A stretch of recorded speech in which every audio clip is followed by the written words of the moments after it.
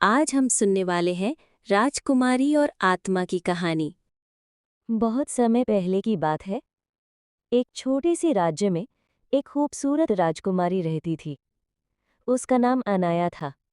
वो न केवल अपनी सुंदरता के लिए प्रसिद्ध थी, बल्कि उसकी दया और सहानुभूति भी सभी को बहुत भाती थी। अनाया के राज्य में लोग उसे बहुत प्यार करते थे। राजमहल के बगीचे में एक पुराना रहस्यमय पेड़ था। ये पेड़ बहुत पुराना था। लोग कहते थे कि इस पेड़ में एक शक्तिशाली आत्मा बसी हुई है। कोई भी उस पेड़ के पास जाने की हिम्मत नहीं करता था। एक दिन राजकुमारी अनया अपने महल के बगीचे में घूमते हुए उस पेड़ के पास गई। वो सोचने लगी, क्या ये सच है कि इस पेड़ में कोई आत्मा बसी है? उसने हल्की आवाज में कहा, अगर तुम सच में यहाँ हो तो मुझे बताओ कि तुम्हें क्या चाहिए। राजकुमारी की आवाज सुनकर अचानक पेड़ के नीचे से एक हल्की सी रोशनी निकली। उस रोशनी के बीच से एक भव्य आकृति प्रकट हुई, जो एक सुंदर महिला जैसी दिखती थी। उसकी आंखें चमकदार और उसकी उपस्थिति में रहस्यमय शक्ति थी। वो आत्मा राजकुमारी से बोली, तुमने मुझे पुकारा है और मैं तुम्हारी मदद करने के लिए यहाँ आई हूँ। राजकुमारी थोड़ी चौंकी, लेकिन फिर भी शांत मन से बोली, क्या तुम सचमुच एक आत्मा हो? आत्मा हंसी और बोली, हाँ, मैं एक आत्मा हूँ, लेकिन मैं केवल उन्हीं लोगों के सामने प्रकट होती हूँ जो दिल से नेक और पवित्र होते हैं। और तुम, राजकुमारी अनाया, वैसी ही हो। राजकुमारी ने महसूस किया कि ये आत्मा कोई साधारण आत्मा नहीं थी। उसके पास कोई विशेष शक्ति थी।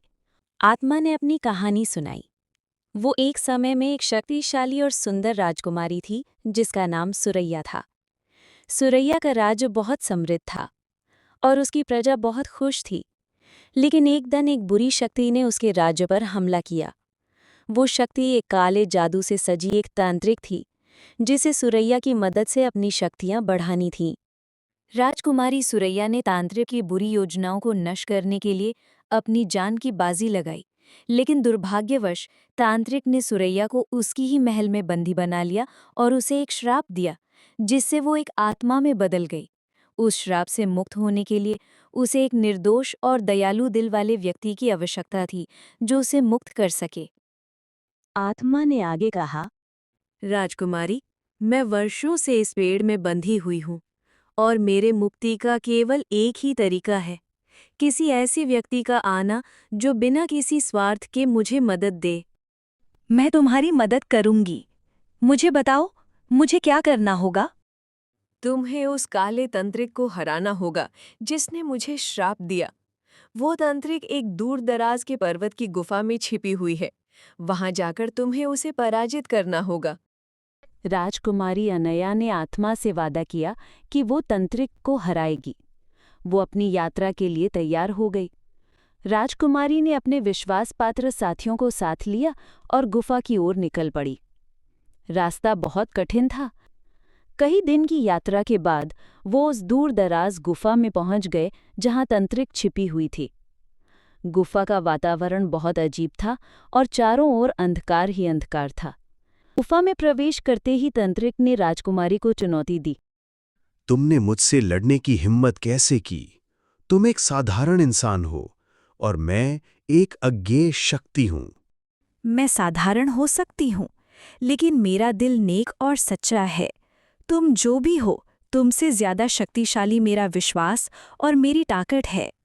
राजकुमारी ने अपनी पूरी शक्ति का उपयोग किया और तांत्रिक के जादू से लड़ाई शुरू की। अंततः तांत्रिक हार गई और उसकी शक्ति समाप्त हो गई। तांत्रिक की हार के बाद राजकुमारी अनया को आत्मा दिखाई दी। आत्मा ने कहा, तुमने मुझे मुक्त कर दिया राजकुमारी। अब मैं शांति से जा सकती हूँ।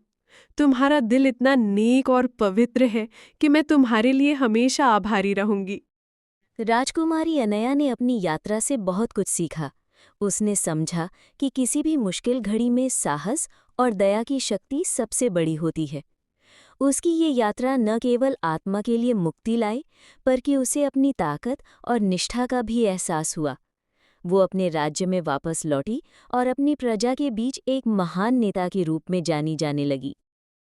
और इस तरह राजकुमारी अनया की कहानी एक प्रेरणा बन गई, जो आज भी लोगों के दिलों में जीवित है। दोस्तों, वीडियो अगर अच्छी लगे तो लाइक कर देना।